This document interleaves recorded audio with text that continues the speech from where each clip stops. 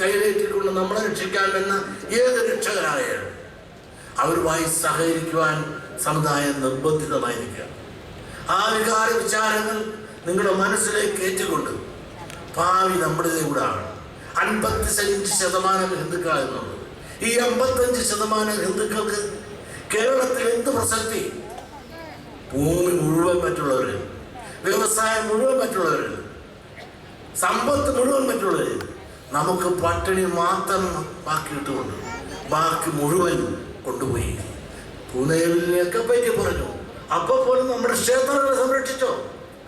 പിടിച്ചു പറിച്ചോണ്ട് പോലെ നമ്മുടെ ക്ഷേത്രങ്ങളിലെ സ്വത്തുക്കളല്ല. ആ ക്ഷേത്രങ്ങളെ ആരാധനക്രമങ്ങളും അതിലെ ആരാധന നടത്തുന്ന വന്നവരുടെയും അവിടുത്തെ തന്ത്രിമാരുടെയും പൂജാതി കർമ്മങ്ങളും ദേവന് നിവേദ്യം വയ്ക്കാൻ പോലുള്ള 10 പൈസ എങ്കിലും അവിടെ ബാക്കി വെച്ചിട്ടാണോ ആ ഭൂമി ഏറ്റെടുത്തിട്ട് പോയത്? ഇത്ര ക്രൂരമായ ഒരു ഭൂദേവിലെ ഇന്ന് നടപ്പിലാക്കിയത് ഹിന്ദുക്കളായ നമ്മൾ തിരിച്ചു ചോദിക്കില്ല എന്ന് ഒന്നതുകൊണ്ടാണ് ഇതെല്ലാം ഈ രാജ്യത്ത്.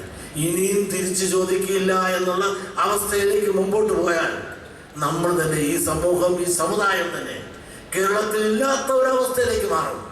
അത് നമുക്ക് ഒന്നിച്ച് കൂട്ടായി നാം എല്ലാം ഹിന്ദുക്കളാണ്, മനുഷ്യരാണ്, ഇവിടെ ജനിച്ചവരാണ്, ഇവിടെ തന്നെ ജീവിക്കണമെന്ന ആ പ്രതിജ്ഞാപരമായ തീരുമാനമെടുത്ത് നമുക്ക് മുമ്പോട്ട് നീങ്ങണമെന്നും 5-ാം തീയതി ഡിസംബർ 5-ാം തീയതി മുൻകൂട്ടി തന്നെ വരാൻ കാശില്ലെങ്കിൽ തൊഴിലുറപ്പിന് പോയി ഇപ്പോഴേ കാശുണ്ടാക്കി അതെല്ലാം കയ്യിലുണ്ടാക്കി വെച്ചാൽ വണ്ടി നേരത്തെ ബുക്ക് ചെയ്തത് മുമ്പോട്ട് വരണം. അത് മഹാസംഭവമായിരിക്കണം. അത് കണ്ടുകൊണ്ട് കേരള രാഷ്ട്രീയക്കാരെല്ലാം വിറപ്പിക്കാൻ നമുക്ക് സാധിക്കണം.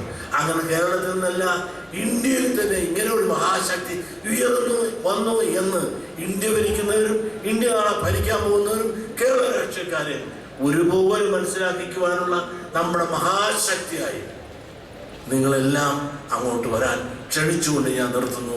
നന്ദി, നമസ്കാരം.